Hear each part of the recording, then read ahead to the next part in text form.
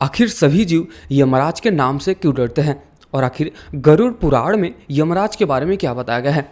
तो चलिए आज के इस वीडियो की शुरुआत करते हैं। और अगर आपको ये वीडियो पसंद आती है तो वीडियो को अंत तक जरूर देखना और वीडियो को लाइक करना और चैनल को सब्सक्राइब तो अवश्य कर देना।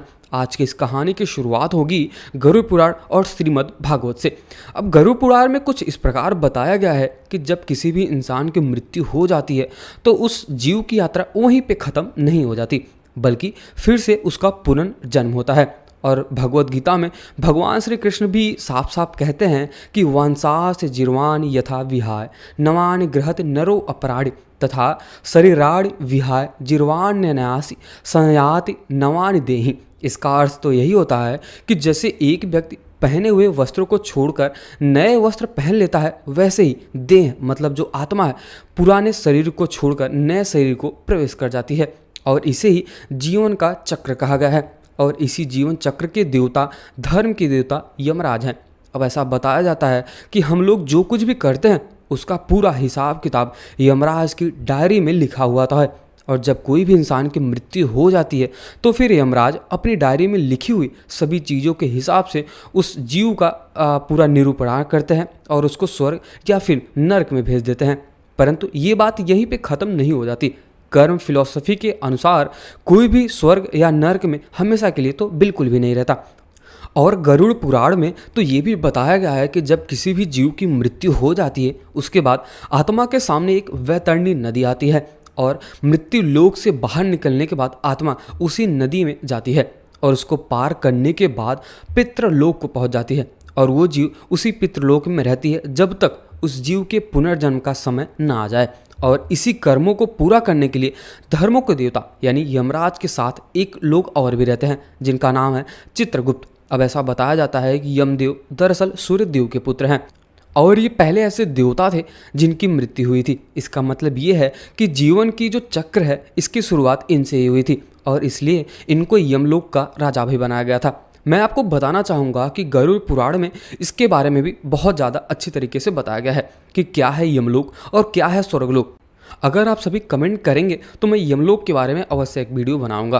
परंतु आज की इस वीडियो में मैं आपको बताना चाहूँगा यमराज के बारे में, उनके सुंदरता के बारे में और उनके सभी श्राप के बारे में। गरुड़ पुराण के अनुसार यमराज ने अपनी सुंदरता एक श्राप की वजह से खोई थी। इस कथा के अनुसार प्राचीन समय में यमराज अत्यंत सुंदर और तेजस्वी स्वरूप वाले थे। उनका दिव्य स्वरूप था और वे स्वर्ग में अन्य देवताओं के समान चमकते रहते थे। और ब्रह्मदेव ने यमदेव को यमलोक को संभालने का काम भी दिया था। अब इनका काम ये था कि जीव की आत्मा को यमलोक लाके वैतरणी नदी के द्वारा पितृलोक में रखना। पर ये सब करने के बाद इनको श्राप कैसे मिल गया, तो चलिए फिर इसके बारे में जानते हैं। एक बार यमराज ने अपने कर्तव्यों का पालन करते हुए एक महान ऋषि के पुत्र की आयु समाप्त होने पर उसे यमलोक लाने का निर्णय लिया। जब यमदूत उस बालक को लेने पहुंचे तो ऋषि को यह ज्ञात हुआ, वह अपनी दिव्य दृष्टि से समझ गए कि उनका पुत्र अकाल मृत्यु को प्राप्त हो रहा है। ऋषि अत्यंत क्रोधित हो गए और उन्होंने ध्यान करके यमराज को अपने समक्ष बुला लिया। जब यमराज प्रकट हुए तो ऋषि ने उनसे एक प्रश्न किया कि उन्होंने एक निर्दोष बालक को क्यों मार दिया।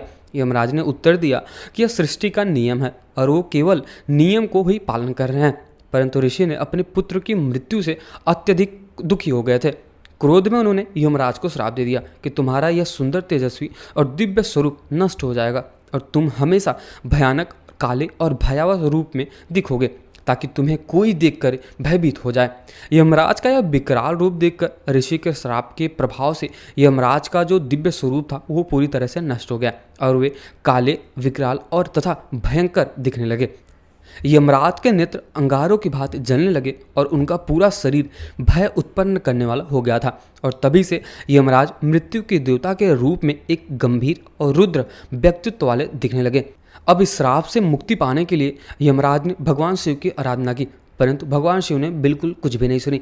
और उसके बाद यमराज ने ब्रह्मदेव को याचना की, लेकिन ब्रह्मदेव भी अपने कुछ काम में बिजी थे और उन्होंने यमराज की एक बात भी नहीं सुनी। तब यमराज को ऐसा लगता है कि अभी चलो हम विष्णु भगवान के पास चलते हैं, शायद वो कुछ मदद कर दे। परंतु वहाँ पे भगवान विष्णु क्षीर सागर में लक्ष्मी जी के साथ विश्राम कर रहे थे। तब यहाँ पर यमराज की कोई भी मदद जब नहीं होती है तब यमराज अपने मन से मतलब भगवान विष्णु को पूजने लगते हैं और उनकी याचना करने लगते हैं। तब एक बार आते हैं भगवान विष्णु और बोलते हैं कि आपको क्या चाहिए, आपको क्या दुख हुआ है, आप मुझे बताओ। यमराज ने कहा कि प्रभु, मुझे एक श्राप मिल गया है जिससे मैं अपनी सुंदरता को खो बैठा हूँ। तब भगवान विष्णु जी बोलते हैं कि मैं इसका तो कुछ भी नहीं कर सकता, परंतु मैं आपके कुछ अंगों को हटा सकता हूँ और इसके साथ ही साथ मैं आपको एक पशु दे सकता हूँ जो आपकी सेवा करेगा और आप उससे अपनी यात्रा को तय कर सकते हैं और अपना कार्य कर सकते हैं। अभी यमदेव को बहुत ही अच्छा लगा। उन्होंने कहा ठीक है प्रभु, आपकी जो इच्छा। और फिर से यमदेव अपना कार्य करना शुरू कर दिए और फिर से जीवन और मृत्यु का चक्र चलने लगा। पर क्या आपको एक बात पता है कि यमदेव को मृत्यु के देवता होने के साथ ही साथ धर्म के भी देवता माने जाते हैं, इसलिए इनको धर्मराज भी कहा जाता है। क्या सही क्या गलत, इसके हिसाब से ये मृत्यु देते हैं और फिर उन्हें सजा देते हैं।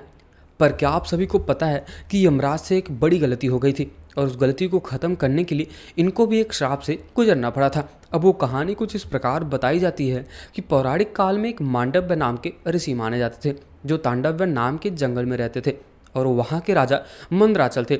वहाँ के राजा मंदराचल के राज्य में एक बार चोरी हो जाती है और जितने भी चोर हैं वहाँ के जंगल में जाके छिप जाते हैं।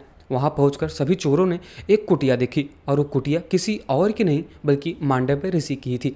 घबराहट में चोरों ने चोरी किया हुआ पूरा सामान, पूरा धन उस आश्रम में छिपा दिया और वहाँ से वो लोग भाग गए। जब राजा के सैनिक चोरों का पीछा करते हुए मांडव्य ऋषि के आश्रम में पहुँचे तो काफ़ी खोजबीन करने के पश्चात चोरी किया हुआ धन वहीं पर मिल गया। सैनिकों ने ऋषि को ही चोर समझ लिया और उन्हें पकड़कर राजा के पास ले गए। राजा ने सैनिकों से सारी बात बताने की कोशिश की, परंतु ऋषि की कोई भी बात एक ना सुनी और फांसी की सजा सुना दी। जब ऋषि को फांसी की सजा सुनाई जा रही थी तो वहीं पर ऋषि मंत्र जाप करने लगे। राजा के कर्मचारियों ने उन्हें फांसी पर लटका दिया, लेकिन आश्चर्य की बात तो यह है कि ऋषि की प्राण बिल्कुल भी नहीं निकली। जब काफ़ी देर हो गई तो सैनिकों को भी बहुत ज़्यादा आश्चर्य हुआ कि फांसी पर लटकने के पश्चात ऋषि के प्राण क्यों नहीं निकल रहे। जब ये बात राजा तक पहुंची तो उन्हें अपनी गलती का एहसास हुआ और उन्होंने ऋषि से क्षमा मांगी। ऋषि ने कहा कि हे राजन, मैं तुम्हें तो क्षमा कर दूंगा लेकिन यमराज को क्षमा नहीं करूंगा कि निरपराध होते हुए भी मुझे मृत्यु दंड दिया। इसके लिए मैं यमराज को अवश्य दंड दूंगा। अब इसके पश्चात ऋषि ने अपने तपोबल से यमराज की सभा में पहुंच गए। उन्होंने यमराज से पूछा कि जब मैंने कोई भी अपराध नहीं किया है तो मुझे मृत्यु दंड का कष्ट क्यों भोगना पड़ा। क्रोधित मांडव्य ऋषि को देखकर यमराज भी वहाँ पर डर गए। उन्हें लगा कि ऋषि कहीं क्रोध में आकर उन्हें श्राप ना दे दे। इस पर यमराज ने ऋषि से कहा कि आपने बचपन में एक तितली को कांटा चुभा दिया था और उसी पाप के कारण आपको यह दंड मिला है। और इस पर मांडव्य ऋषि ने कहा कि शास्त्रों के अनुसार यदि कोई भी मनुष्य अज्ञातवास पाप करता है तो उसे स्वप्न में भी दंड नहीं दिया जा सकता और उसे दंड दिया भी नहीं जाना चाहिए। तुमने मुझे शास्त्र विरुद्ध दंड दिया है, इसलिए मैं तुम्हें श्राप देता हूँ कि तुम भी मनुष्य योनि में दासी पुत्र के रूप में जन्म लोगे। आपने भी एक बात तो जरूर सुनी होगी महाभारत में कि जो विदुर होते हैं वो धर्म के ज्ञानी होते हैं, उनको भी धर्मराज कहा गया है। तो वो कोई और नहीं बल्कि धर्म के देवता यमराज ही थे। तो आज के इस वीडियो में हमने ये जाना कि आखिर कैसे यमराज हो या फिर कितने भी देवता हों उनको भी श्राप मिलती है और जो ऋषि मुनि होते हैं इनके अंदर इतनी शक्तियाँ होती है कि चाहे वो देवता हो चाहे वो भगवान हो किसी को भी श्राप दे सकते हैं। तो अगर आपको ये वीडियो आज का पसंद आया हो तो वीडियो को लाइक जरूर कर देना और चैनल को सब्सक्राइब तो अवश्य कर देना।